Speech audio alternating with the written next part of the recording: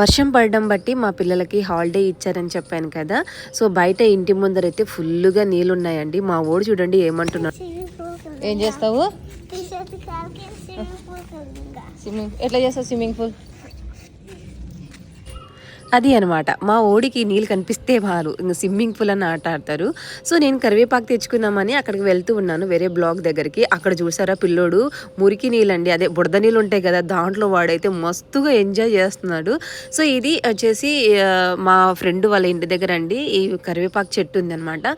ఇది second floor వరకు పెద్ద కరివేపాకు చెట్టు అండి. నేను రాజస్థాన్కి వచ్చిన కొత్తలో అయితే కరివేపాకు దొరుకుతుందో లేదో అని చాలా ఇదే అయ్యానమాట. తీరా చూస్తేనేమో మనలాగా ఎవరో తెలుగు వాళ్ళు ఉండింటారు కదా, ఆంధ్ర, తెలంగాణ, తమిళనాడు, కర్ణాటక వాళ్ళైతే ఇలాగ మనలాగా వచ్చిన వాళ్ళు ఇట్లా కరివేపాకు చెట్లు పెంచుకొని ఉంటారు కదా, అవి పెద్దగా అయిపోయి ఉన్నాయన్నమాట.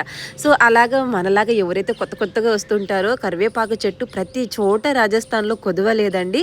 ఇంకా నేనైతే ఫ్రెష్గా అయితే కరివేపాకు కోసేసుకున్నాను. చూసారా చెట్టు ఎంత పెద్ద పై వరకు ఉందో.